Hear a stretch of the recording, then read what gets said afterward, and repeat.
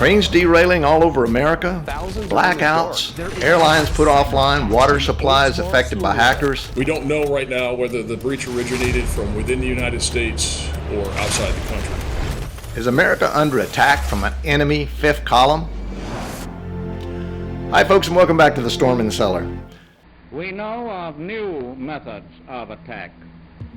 The Trojan horse, the fifth column. A fifth column is considered those who are more than willing to assist an enemy by disrupting the country's ability to wage war, especially prior to an invasion. Today, it could be any number of people from China, Russia, Iran, North Korea, Cuba, Venezuelan refugees, those on green cards, or actual U.S. citizens themselves. Their actions can come in the form of intelligence gathering or sabotage. Recently, the Chinese has been probing the U.S. for intelligence gathering via balloons over highly classified areas. The Russians have increased their bomber missions close to Alaska. The NORAD commander has not ruled out aliens or extraterrestrials. Now, if he means illegal aliens, he may just be right. The Pew Research Center estimates that over 206,000 illegals were reported captured or detained just in November of 22. And NBC News reported over 2.76 million in 22 alone. What's really concerning is that the New York Post reported that in 2022, over 500,000 made it across the U.S. border and evaded capture by the Border Patrol. More worrisome is, though, that 150 who are on the FBI terror watch list were caught, according to the CBP. That number is 38 times higher than last year. If 150 were caught, how many made it through undetected and lay in wait for the right time to execute their mission? Let's not forget the drug cartels. We already know they are in bed with the Chinese communists and are infiltrating the U.S. by massive numbers. What would happen if the prelude to war across the U.S. they couldn't move food, energy, and materials by train, or air traffic was disabled, or power grids and communication systems were hacked or sabotaged? I believe we're seeing this played out weekly in the U.S. now. Just look at the amount of train derailments that occurred recently, like the one in East Palestine, Ohio, or the one in South Carolina right after that.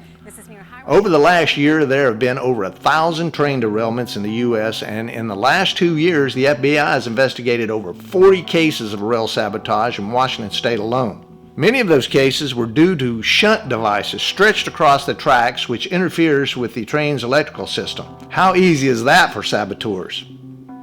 Rail sabotage isn't the only problem. In 2022, there were over 100 attacks on the U.S. power grid system. Although a nuclear device would definitely affect the power grid on a large scale, individual power stations are easy targets and very easy to destroy. You'd think the U.S. water supply was safe, right? Well, think again. A hacking attack on a water treatment plant is raising big questions about the vulnerability of critical facilities nationwide. The intent was to add too much of a dangerous chemical. Computer hacker got into the system and increased the amount of sodium hydroxide to a deadly level of 1,100 times over the normal mixture. Of course, you can't forget about the U.S. air traffic system and safety. Recent problems with Southwest Airlines computer systems and the antiquated air traffic control system is a mess.